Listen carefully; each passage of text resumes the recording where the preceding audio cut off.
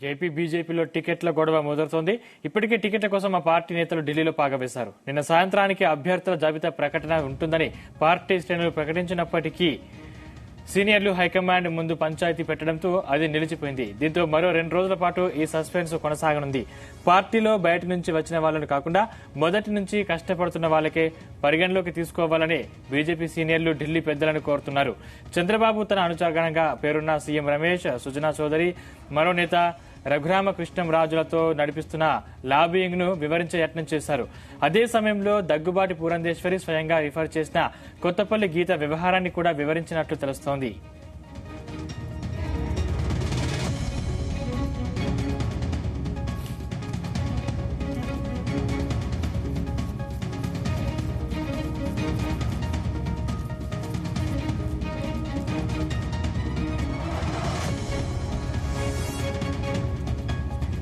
దానికి సంబంధించిన మరిన్ని పూర్తి డీటెయిల్స్ మా ప్రతినిధి రామకృష్ణ అందిస్తారు. రామకృష్ణ.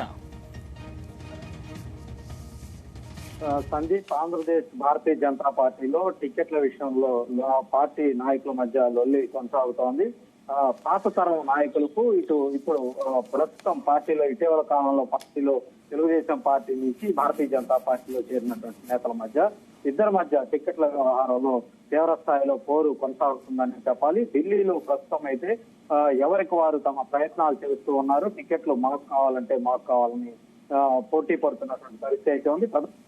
పార్లమెంటు నియోజకవర్గాలకు సంబంధించి అటు సీఎం రమేష్, సుజనా చౌదరి, రఘురామకృష్ణంరాజు వీళ్ళ ముగ్గురు కూడా ఎవరికి వాళ్లే లాబింగ్ నడుపుతున్నటువంటి పరిస్థితి అయితే అక్కడ కనిపిస్తుంది. వీళ్ళను అడ్డుకునేందుకు వీళ్ళ యొక్క ప్రాధాన్యం తగ్గించేందుకు గతంలో భారతీయ జనతా పార్టీ తొలి నుంచి కూడా భారతీయ జనతా పార్టీని అంటిపెట్టుకున్నటువంటి కొంతమంది నేతలు ఇప్పటికే పార్టీ హైకమాండ్ వద్ద ఎట్టి పరిస్థితుల్లో కూడా తెలుగుదేశం పార్టీ నుంచి భారతీయ జనతా పార్టీలో చేరిన వాళ్ళు ఎవరికి కూడా టికెట్లు ఇవ్వద్దు, పార్టీ కోసం తొలి నుంచి కూడా కష్టపడిన వాళ్ళకి టికెట్లు ఇవ్వాలని కూడా ఒక వర్గం అక్కడ పార్టీ అధిష్టానం వద్ద గట్టిగా పట్టుబడుతున్నట్లు తెలుస్తా ఉంది. మనం చూసుకున్నట్లయితే సీఎం రమేష్ కూడా టికెట్ అడుగుతున్నటువంటి పరిస్థితి ఉంది. సుజనా చౌదరి కూడా ఆయన కూడా టికెట్ అడుగుతా ఉన్నాను. రఘురామకృష్ణరాజు విషయానికి వస్తే ఆయన ఇప్పటికే నరసాపురం నుంచి నేనే పోటీ చేయబోతామని ఆయనే ప్రకటించినటువంటి పరిస్థితి ఉంది.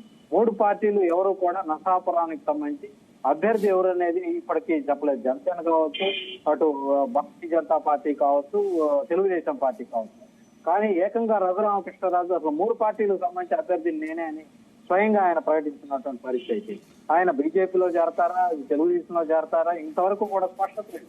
అయినప్పటికీ కూడా తాను అక్కడి నుంచి నరసాపురం నుంచి పోటీ చేయబోతా ఉన్నాను, ఆ సీట్ ని బీజేపీకి ఇవ్వబోతున్నారు కాబట్టి తానే బీజేపీ అభ్యర్థిగా రంగంలో దిగుతానని రఘురామకృష్ణరాజు చెబుతున్నటువంటి పరిస్థితి.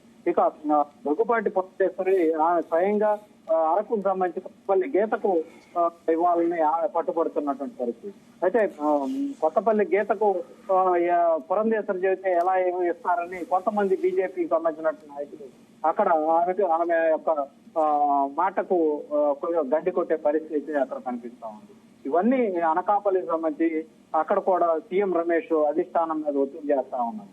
అనకాపల్లి పార్లమెంట్ సీట్లు నాకు ఇవ్వాల్సింది అన్నటువంటి పట్టుబడుతున్నటువంటి పరిస్థితి అయితే అక్కడ కనిపిస్తా ఉంది.